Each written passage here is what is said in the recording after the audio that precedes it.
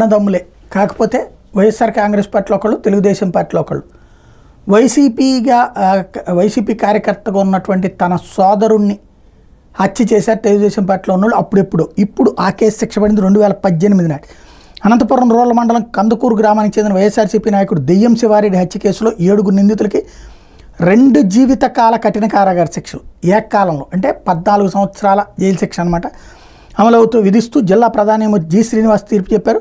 కందుకూరు గ్రామానికి చెందినటువంటి దెయ్యం శివారెడ్డి, అతని కొడుకు భానుప్రకాష్ రెడ్డి 2018 మార్చి 30వ తేదీ సాయంత్రం 5:30 గంటల పాలకి పొలంలో గడ్డి కోసుకుని బైక్ మీద పెట్టుకుని ఇంటికి వెళ్తుండగా వాళ్ళ గ్రామానికి చెందిన టీడీపీ నాయకుడు బోయ సాకే బాలకృష్ణ, అతని చిన్న తమ్ముడు మైనర్ అడ్డుకునేందుకు ప్రయత్నించారు. బైక్ నడుపుతున్న భానుప్రకాష్ రెడ్డి ఆపకుండా ముందుకు వెళ్తే బాలకృష్ణ తమ్ముడు రమేష్, బంధువులు అశోక్, సూర్యనారాయణ మరో బైక్ మీద వచ్చి ఢీకొట్టారు.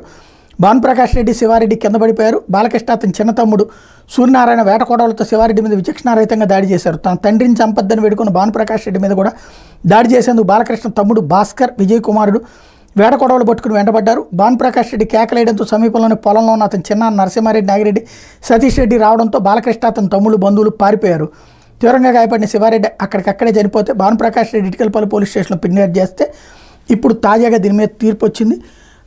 వీళ్ళు సాకే భాస్కర్, సాకే విజయ్ కుమార్లకు 35,000 రూపాయలు చొప్పున, మిగిలిన 5గురికి 30,000 చొప్పున జరిమానా విధించారు. 2 మైనర్ల మీద జునైల్ కోర్టులో కేసు నడుస్తుంది. ఈ కేసులో 3 నిర్దోషులుగా ప్రకటించారు. శిక్షణ పడిన వాళ్ళు సూర్యనారాయణ మినహా మిగిలిన 6 కూడా అన్నదమ్ములే కావడం ఇక్కడ కీ పాయింట్.